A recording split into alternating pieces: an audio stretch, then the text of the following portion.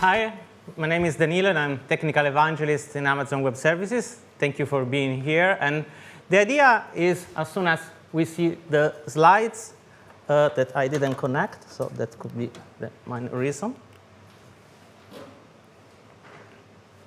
is to talk about what is happening at the edge, what is happening with edge computing. So normally, architectures were traditionally happening only in a few places. Now, what I am seeing, talking with customers, is that the architectures, the IT architectures are changing over time and are getting more distributed. Is this something that we can use at our advantage to create something different, something more compelling for our customers? So if everything would be ideal, we would just use a client. So if I am a developer, I create a beautiful game, a beautiful business application running on a client, and then I use it using maybe a desktop computer or a tablet or a smartphone. But there are some things that we can do locally on a client. So that's why we normally have a server, a backend implementation. And there are a few reasons why we need that. Those are probably the top reasons why we need a backend implementation, because we need to share data across multiple users. And so we need maybe something like a database. Think, for example, of a game. When you lots of games happen mostly on the client, but then you share your score so that you can create a leaderboard and compare what you do with your friends. Or a social network application, such as Facebook or Twitter. In that case, most of the logic is in the backend, in sharing the information across users, and the client is a relatively simple application that is just showing the information of what your friends are posting. The second reason is that you can trust the client. If you write a bank application, you can't have a button add money on the client, and that's just adding money to your account. You need someone in the backend to verify that this money is actually moving from one account to the other. And the third reason is that you need more power than what is available on the client. So if you're using a desktop, or even more, if you're using a smartphone, you maybe need more computing power, more storage capabilities, and that's why you need a backend server that can give you this more power that you need. But my suggestion is always try to put all the possible business logic that can run on the client itself. So even if you're creating a web application, leverage on the fact that all browsers can execute locally JavaScript code, and think of the browser as a sort of a local device that can execute most of the business logic. And only if you need probably one of those three things, then go into a backend API and call a backend implementation. And that's because when you go in the backend, you are introducing latency, and you have to be careful on how you're using the bandwidth you have, depending on the application. If it's a streaming application, maybe the bandwidth can be the issue. If it's a real-time application, latency can introduce some lag that your users can notice. And to reduce latency, what you can do is you can choose to put your backend as close as possible to your users.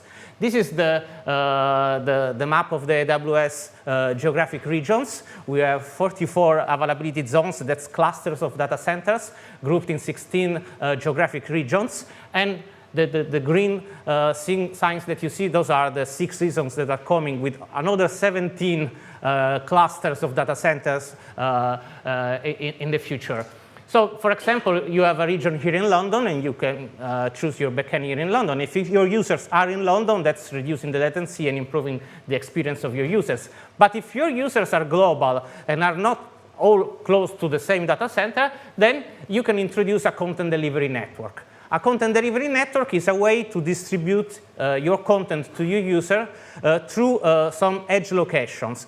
For example, with AWS, we have Amazon CloudFront. With Amazon CloudFront, we have a network of edge location and regional edge caches. And this edge location can cache the cacheable content, so that when a user is coming from wherever in the world, they might find a cached version of that picture, of that content that they are asking from the client, close to where they are, so at a much lower latency. And we can also use CloudFront to optimize non-cacheable content, such as purely dynamic content. That's because the TCP protocol is usually having lots of round trips when a user first connects. So if you first connect to an edge location close to you, the experience of the user will be much better than going straight to a centralized location. So you can use a CDN to optimize both dynamic and static content. And we're starting to improve on our situation. So now we have our client, we can cache some content close to the user, we can optimize the network. But what I'm seeing is that lots of applications now are getting outside of the data center and into the real world. So you want to connect your backend application not just with the final user, but with a network of devices that can be sensors that collect information from the real world. Can be a humidity sensor, a camera that is collecting images from a specific location, or actuators. Actuators are those devices that change the state of the world. So, for example, a smart window that can be open or closed at your command. And now we can use AWS IoT to connect those devices. If you were here in the previous session, you probably had already a deep dive. So I'll just recap a little bit of how it works. So you can connect your devices using our SDK. We manage the authentication, the authorization, and the device gateway can help you send these messages using the MQTT protocol. This is like a publish and subscribe protocol with a concept of hierarchical topics, where you can publish, and if you are interested, you can subscribe. So for example, if I'm interested if it's raining in some place in the world, if a device is there and it's publishing this information, I can subscribe and receive the notification if it's raining in Brazil, for example. And you can use rules to filter these messages and pass this information to traditional AWS services. Or you can use device shadows to keep a state of the device in the cloud. So for example, going back to the smart window that you can open and close, this window has a state. It can be open or close, and you can keep the state in the cloud. The advantage is that if the remote window loses network connectivity, you still will know what was the last reported state. And you can, from your application, try to change the state. So I want to open this window, and as soon as the window will be connected back to the internet, it will receive the command to change its state and get open or close as you want. So this is AWS IoT, a very 10,000 meters overview of AWS IoT. And what you see is that we are trying to manage remotely the state of the device. We can manage the connectivity of the devices that normally are coming from a less reliable network, because if you have 10,000 sensors connected through a network of buildings, it's not as much as reliable as anything that is running inside a data center. And you have to manage still a few things. So you still will have latency, you still will have connectivity issues. You will have to manage the provisioning of what you want to run on those devices, the software provisioning. And maybe you want to group these devices together, because if you have 100 sensors inside a single building, maybe it's nice to have a single connectivity because they will share the same network. So that's why you can introduce a gateway. The gateway can logically manage a group of devices, of sensors and actuators, and simplify the connectivity with the backend. And here's where AWS Greengrass, that is a newer component of our IoT portfolio, enters and can help. So with AWS Greengrass, you can create a Greengrass group, so a group of devices, and a single Greengrass core. The core node is the gateway that can connect those devices to the cloud. The advantage here is that all the connectivity that is happening within the group can survive even if the core loses the connectivity to the internet and to the cloud. For example, if you have a smart window here and a sensor that is telling you if it's raining or not close to this window, if the sensor is collecting the information of rain, this can be intercepted by the core that can run some logic, understand that with this level of rain, it's better to close the window, and send a message back to the window to close itself. And this will work even if there is no internet connectivity, because it runs within the group.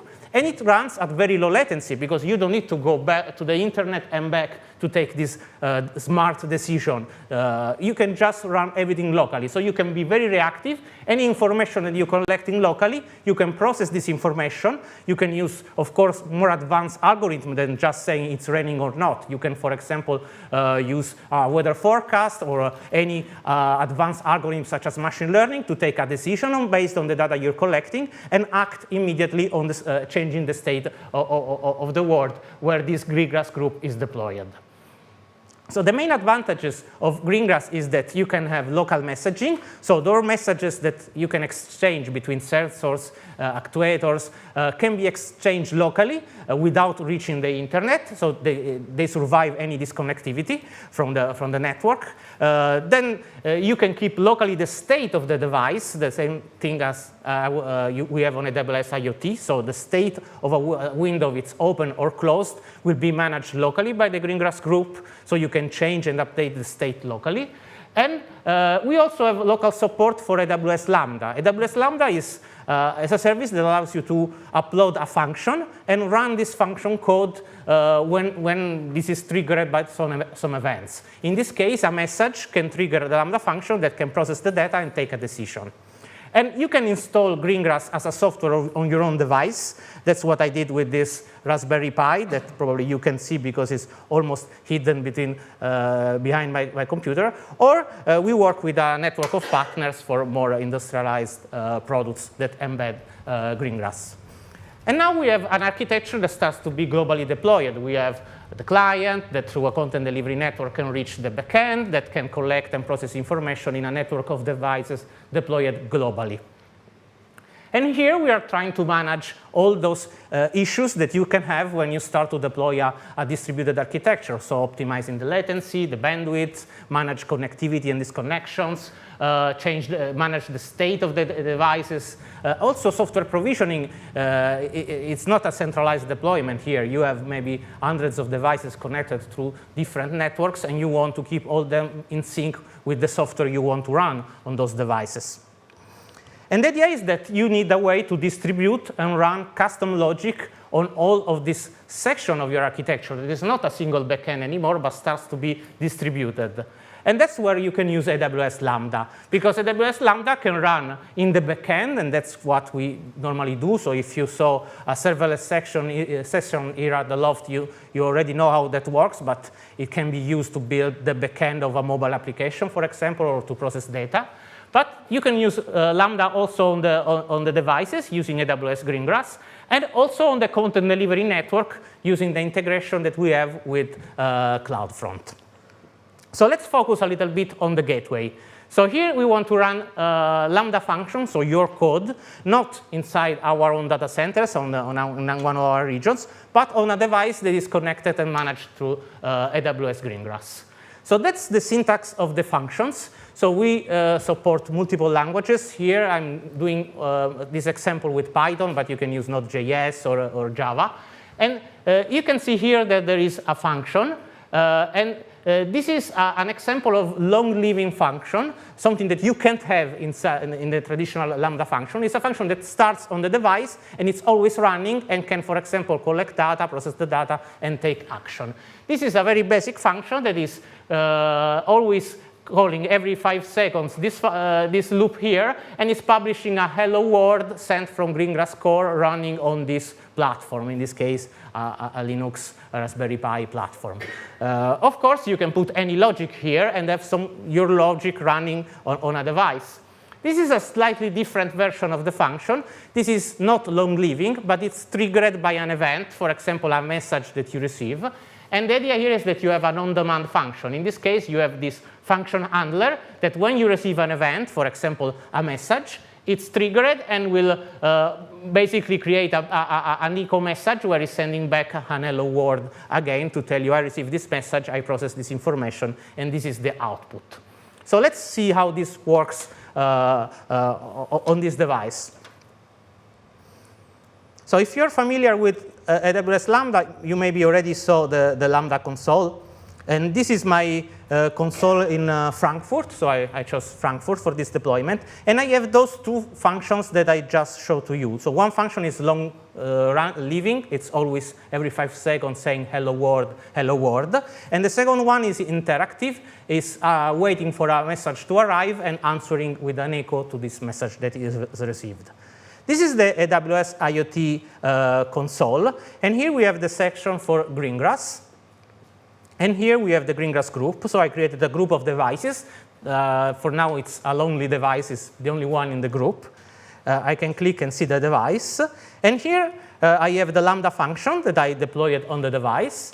And I also have the subscription. Subscription is the way you can bridge what is happening on the cloud and what is happening within the Greengrass group. In this case, I have a first subscription that is saying that the long-living function, the function that is called hello world, is allowed to publish information on the cloud, on the internet, only on this topic.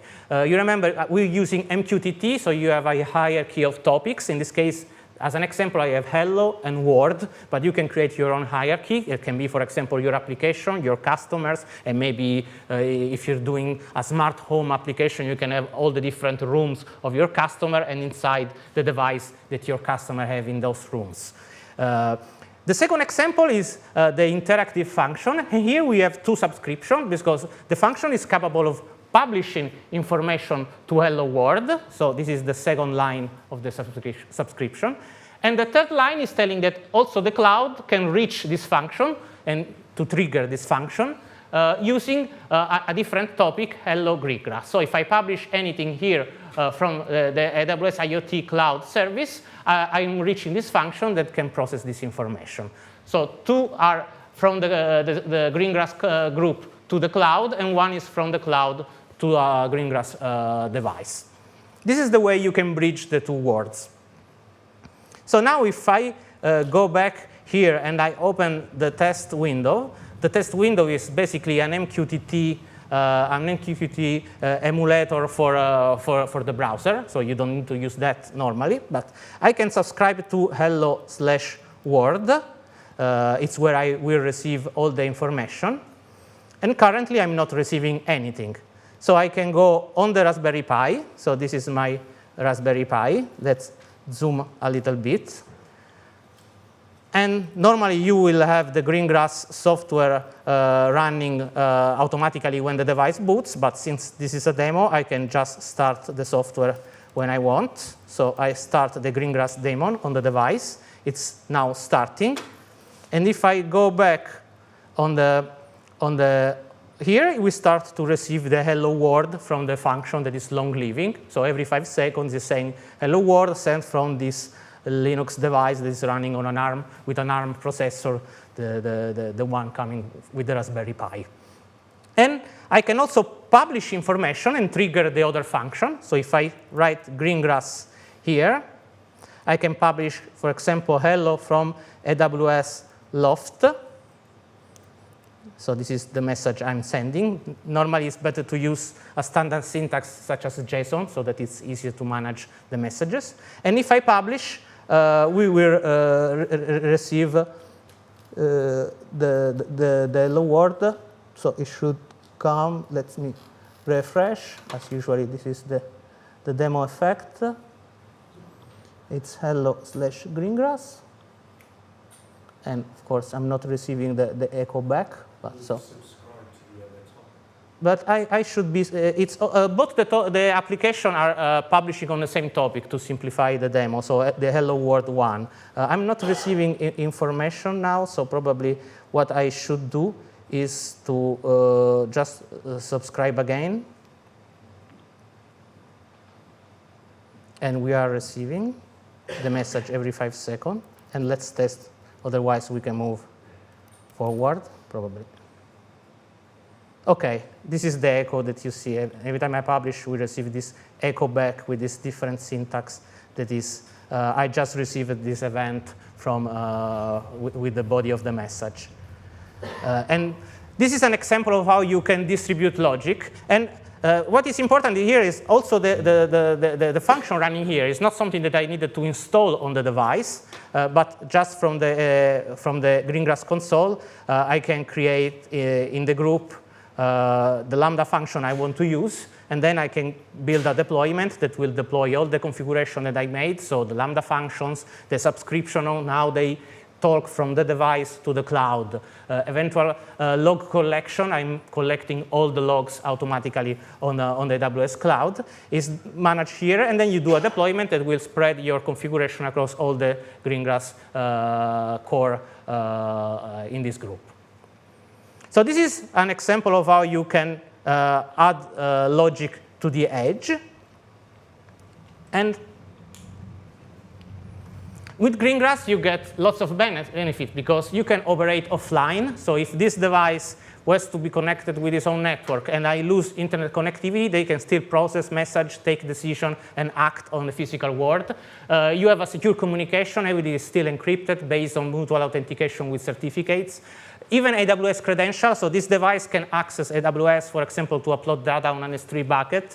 I don't need to manage the credential. The credential is managed through a role that I give through the platform, and the credentials are automatically rotated and distributed by AWS to the device.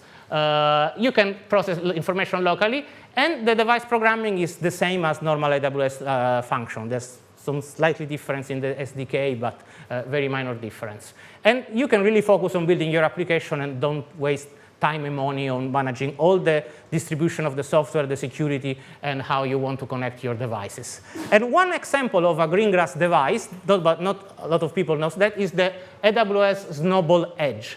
So the AWS Snowball Edge is a storage device that you can request using our console. We ship it to you. There's 100 terabytes of disk, and you can use it to store your data and send it back to the cloud, or to take data from the cloud to your data center. Actually, the new version, the Snowball Edge, is also running Greengrass Core inside, and it's capable as much as a quite powerful EC2 instance. So you can process information with this device. And for example, Philips in the Health Suite project is an healthcare system that they built connecting patients, caregivers, and the family of the patient together so that the patient can be monitored at home.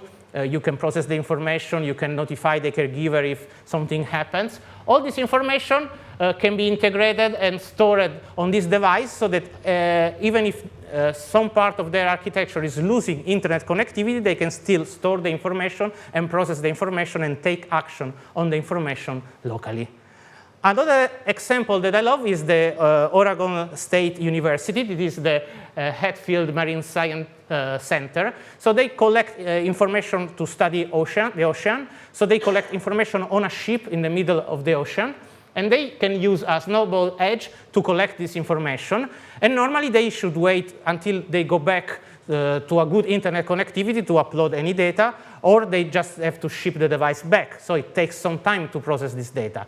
Now they can, in real time, pre-process this information that they collect in the ocean, create a small subset of data that can be much easily uploaded to the cloud as soon as they have some internet connectivity. So the way they collect and process information is much faster because they start immediately to process the data, and then they can send the result, that is, of course, much smaller than the raw data, to the cloud as soon as they have even limited connectivity. So we saw our architecture is starting to grow. Let's focus now on what you can add as business logic on the content delivery network. So we saw how to run functions on the IoT device. Now I want to run some business logic not in the backend, but in the content delivery network. We can do that with what is called AWS Lambda Edge. That can help you trigger exactly the same functions that we saw, but for a different kind of events. So CloudFront, as I said, is a content delivery network. So normally you have these 4 kinds of events that happen. You have the end user that is asking for some content. That's the viewer request. This request can be solved by something in the cache. I already have the result of this picture, for example, and I can send immediately the picture back to the user. Or if I don't have the picture here because you're the first user that is asking for this picture after it has been updated, I can go to the origin, that it's your backend, take the new version of the data of the picture, for example, cache it, and send it back. All those 4 steps can now trigger a Lambda function that can change the behavior of what you are asking to the content delivery network. So for example, you can connect to our region in North Ireland, in Virginia, and from there you can create a function, and then you can say this function will be triggered by Amazon CloudFront, and this will automatically replicate your function to multiple regions, and then used by all those edge locations that we saw at the beginning spread across the world. And you can do something like this. This is probably the hello world function that you can build for a content delivery network. So I'm receiving an event. The event contains the request that the viewer is doing. In this case, I'm completely not looking at the event, but I'm always building the same response. That is an HTTP 302 that's a forward answer is saying, I don't have the content, look for the content here. And this is the location. This is a link to the Lambda Edge documentation. So any request that this content delivery network will receive, very close to the user, will be automatically sent back a redirect to this fixed URL. Something more interesting is this, where I still build a fixed response, but now I'm not sending a redirect. I'm sending an HTTP 200. That is an OK status for HTTP. And I'm starting to build a body. So this is the body that normally you have on your browser. So for example, here I can add headers, like this is a content type HTML, and then put some HTML code here. Or this can be something that is in front of an API, so I can manage part of the logic of your API on the edge, very, very close to the user, and maybe call the backend only if really it's necessary. This is another example. It's in our documentation. This is the link. And it's an example of how you can build an A/B testing environment using Lambda at Edge. So by A/B testing, I mean normally you have your users. And if you want to introduce a new feature, you can split your users in two populations. Experiment A will receive maybe the current version of your website, and experiment B will receive a different version, a slightly changed version of your website, and then you can measure which one is preferred by your users. Normally, to build this is not that easy. Here we are using Lambda at the Edge, and we're using cookies. So we have a cookie where we can set the value A or B. And what we do, we look in the request, because the cookie is sent by the client in any request. If the cookie is using experiment A, we send as response the link that is for experiment A. If the value of the cookie is experiment B, of course, we send the version of the content that is for this other experiment. If there is no cookie, we can, for example, send 75% of the new users to experiment A. That's probably my current platform. And 25% we send them to experiment B. And it's not here, because otherwise it would be too small to read. But the idea is that you can also set a cookie, so that all the next requests that you get from these users, you can send, will go on the same experiment, avoiding users going from one version of your website to the other that is not nice to manage. So this is a basic implementation, but it can give you an idea of what you can build. So let's see something live. So this is again the same console that we saw before. So it's Lambda, the Lambda console. This time I'm not in Frankfurt, but I'm using North Virginia. It's where you can manage the integration with Lambda at the Edge. And I have a few functions. These functions at the beginning with this funny name are actually the automatic replication of my functions. I didn't create those. And this is my original function here. And it's a slightly different version of what we saw. So basically what I'm doing, I look in the request. If the request is for something that is on my website is /index.html, then I send back exactly the same request. So I'm not changing that. I'm serving that content. If it's anything else, then I'm sending a relocation to the Lambda at Edge documentation. Say, no, you should read the documentation for Lambda at the Edge. We can see this working. This is my CloudFront distribution. So this is the content delivery network. And each content delivery network has a domain name that normally you customize with the DNS. In this case, I'm using the raw name, so not something very nice to see, but it works. And if I go here and I just ask for this content, I see what it's in my distribution. That is a very basic HTML file saying, hello world, Danilo was here. And if I write index.html, I'm still seeing this file because I'm in the normal path. If I write anything else here, so for example, a lot of garbage, this will be intercepted by the function that is redirected me towards the documentation. And of course, I can put really anything I want. It doesn't care. So this is an example of how this works live. It's very basic, but gives you an idea of what you can build. So let's go back here and see how we can start using all those things together. So we saw Lambda Edge, so the possibility of running code on the content delivery network. And the main advantage here is that it's completely global. So we are running code very, very close to your users. You can do complex things here, but normally you don't want to run something that takes time. Otherwise, the users can go to the normal backend. Here, you can do something that can be very quick, like the final customization of your content, or redirect users to different versions of content based on the kind of device. Or it's a smartphone. There's a customer of ours that is using similar technologies, for example, to render different images depending on the screen of the device. So every screen is rendering colors differently, and if you want to have really exact colors, you can have different versions of a picture that can be rendered correctly on the device. Since this is serverless, it's still AWS Lambda, you don't need to think about scaling. We will manage the request for you. It can be very few requests or lots of requests.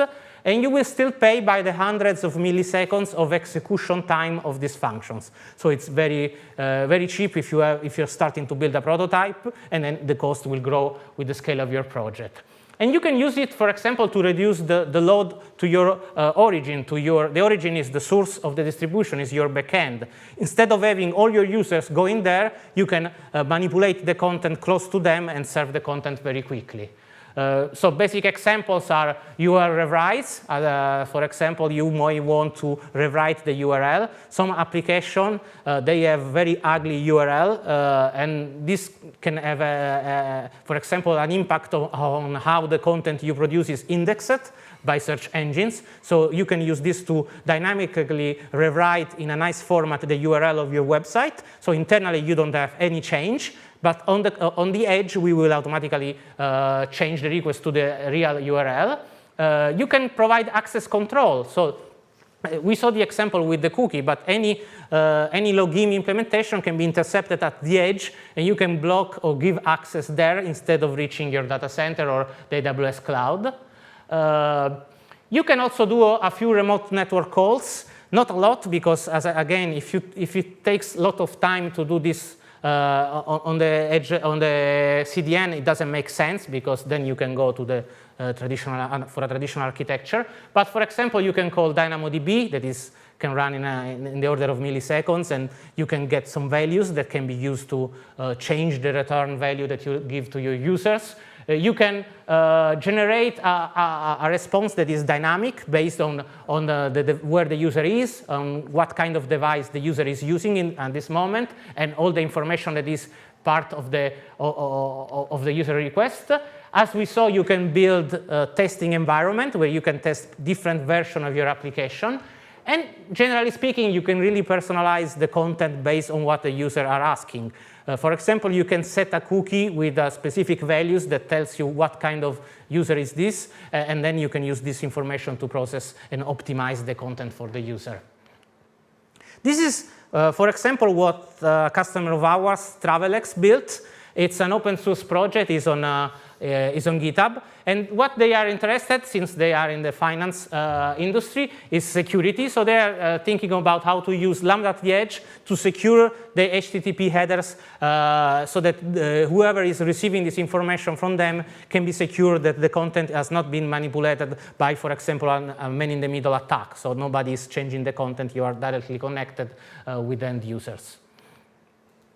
So we saw this architecture growing today. We saw how you can start with a traditional backend and then add logic close to the devices and close to the CDN. And we can use AWS Lambda, so the same exact programming model to run code everywhere, so close to the users, on the device, or in the cloud. And as I said at the beginning, my recommendation is try to run the code as close as possible to the user and as close as possible to the devices. And especially if you can run something inside the client, for example, of the device, that's even better. So run code outside of the client only if you need to have security, more power, or if you need to share code, share data with other users. So the idea here is to show how IT architecture are evolving over time so that you can leverage on this and build something different that can improve the customer experience of your users, push the business logic as close as possible to the user and to the device. And the advantage is that you can use the same programming model, that it's serverless with AWS Lambda, so you don't need to think about how to deploy, how to manage the scaling, how to manage the security. Thank you.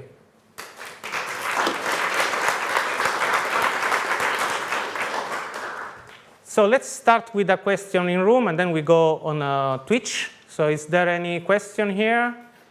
Or we start with Twitch? No, OK. Yeah, question. What you've got there is a distributed compute environment. Have you got any guarantees about things like message order arrival or crash resistance allowing functions? So the question is on the order of messages that is exchanged, since it is a distributed architecture, and also the resilience of the architecture of the...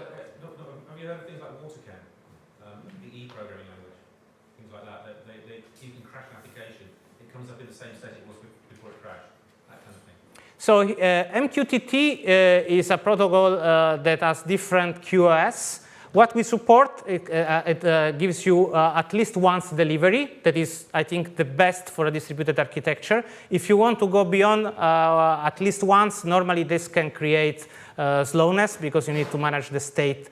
And normally it's what we recommend, generally speaking. With at least once, you know that if you send a message, it's delivered at least once. And if you think of information that is exchanged in your distributed architecture as being idempotent, then you know that this approach works. It has an impact on what you exchange. It depends on the use case, but this is the default approach. Then we can eventually see other use cases. That's a big change in the way you write programs normally. Yeah, but... Yeah, this is, so idempotency is not the standard way we think as human, but it's the way we should think in a distributed world. For example, services such as Amazon S3 already implement that. So if you update, if you create a new object, you always see the last version. But if you update an object, you can see the old version for a very little time. This approach is something that is part of distributed architecture, and my recommendation is start with an idempotent approach, and then eventually talk with us or try to think edge cases as an exception. OK? So let's go for Twitch. So the question is on Lambda running in Greengrass on the Raspberry Pi on the device is the same as Lambda Edge. Yes or no? So the idea here is that the same programming framework runs, but you have different events. So on the device, normally you receive events from sensors, from sensors mainly, or from the cloud. In Lambda Edge, the event you receive are requests from content and then the response to this request. So the syntax and the management is exactly the same, but of course you react to completely different events. So probably the logic will not be the same because of difference in the events. And then I have another question. Let me scroll. I'm scrolling in the wrong direction here. That's all from Twitch. OK. OK. So if there's no other question, I'm happy to take anything afterwards. And I hope you enjoy the demo and give you no idea on building different kind of application. Thank you.